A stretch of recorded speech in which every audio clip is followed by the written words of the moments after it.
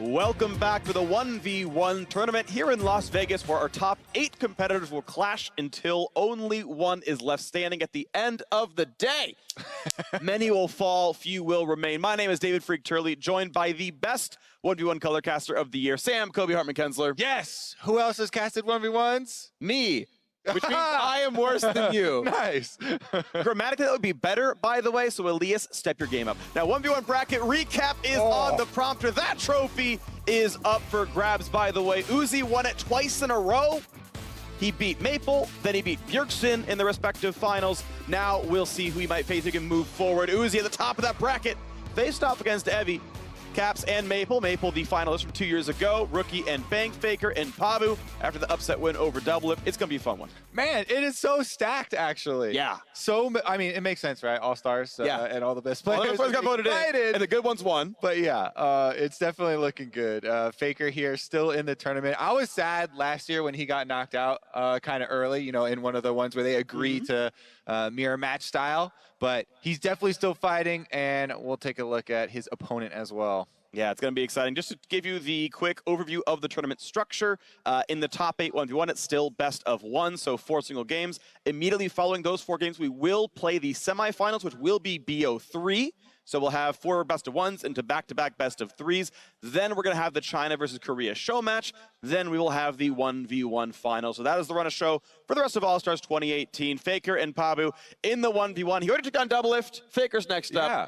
I mean, and Pabu here with the blue hair that was just on your screen there, he's been kind of an underdog for the 1v1 tournaments, considering, you know, how famous a lot of the names in this tournament that have been going far are. But now he's up against Faker, one of his main goals here. And we'll see if he can actually take him down, because he was one of the ones doing a lot of planning coming into this, right? Coming up with, okay, if Heimerdinger is meta, then this is going to be my counter. Or, you know, if X champions are what we're going to expect, he has a lot of these counter initiatives. To be fair, I'm going to walk back what I said, because you're quoting me from yesterday. Really said, hey, how good do you think Mordekaiser is? And I was like, probably not very. He's like, but I think it's good in a Heimerdinger. I'm like, okay.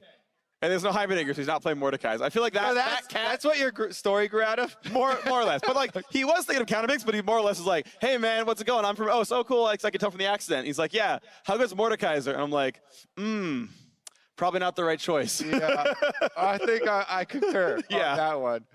Even his level 6 all-in's not even that strong. So we'll see though. Faker, I actually have been liking watching Faker at All-Stars. He's been more You like watching Faker? Yeah. Oh, you hipster. I'm such a hipster. He's been very emotive though about how the game's been going. And this is going to be spicy. We saw like a chain of like Tom Kench and Pantheon 1v1s where like the aggro melee was like maybe getting in and doing stuff. So now Faker on this Cassio, pretty standard mage pick for him, but he's up against a Darius, which is going to be very spicy. I mean, I honestly think that's going to be really hard for the Darius. He does have Flash and Ghost, though. He's going to need all that mobility. Yeah. Because Faker here can obviously ground him, get extra speed with the poisons. Darius is going to have to choose the all-in very carefully, I believe. I mean, if you don't turn your back during Faker's ultimate, I feel like that's just a loss right there.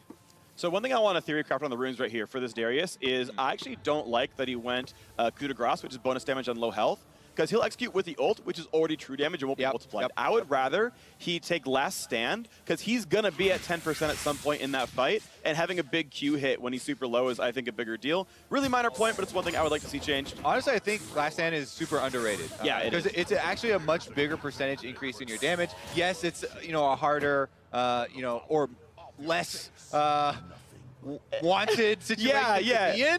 But one of you's got to get low. It's how the game flows, right? So you don't want to be the one making use of that rune in the first place by getting yourself super low. But if you can, then it has a big payout. It might. So here we are in this one. I think no one is surprised that Cassio is having a better early laning phase than Darius. Yeah. Also, blue side gets the first cannon for the decent cannon spawn. Right. So that always does help. But your point still stands. Cassiopeia poison spam as well as twin fangs coming out. But it's going to make it hard because he's guaranteed under turret, and then if he tries the last hit, he'll take probably 300 damage from a Cassiopeia trade. And if he goes for an all-in, he pulls two waves. So he's checkmated for a while here. I think he can eventually wait. Again, 100 CS takes about 10 minutes, so he's got a lot of room to wait around.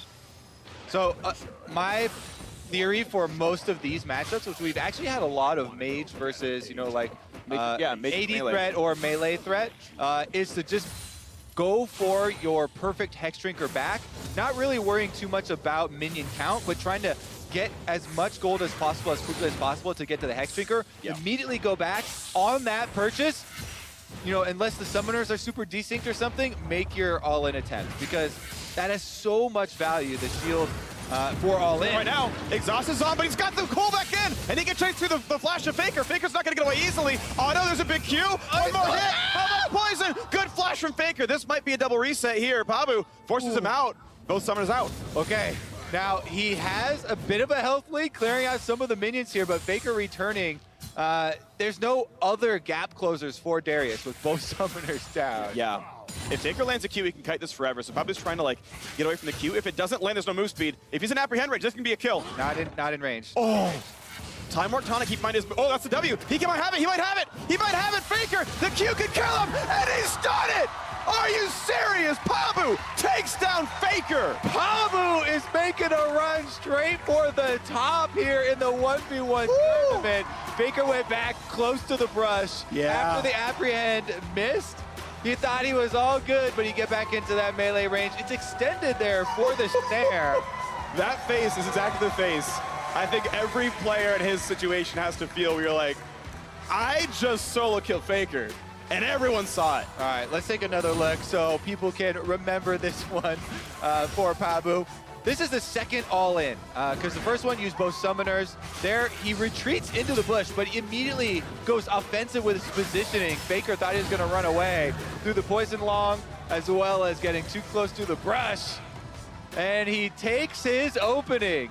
I like that Bang like hand him around like, what? Yeah. Faker lost? Good thing I left this guy's team. Holy moly. Oh. Too soon. Too soon. Too soon. It's actually so soon. He hasn't played a single game on 100 Thieves yet. That's true. He has played in NA at least. True. We're in Vegas here and All-Stars getting warmed up. All right. Well, that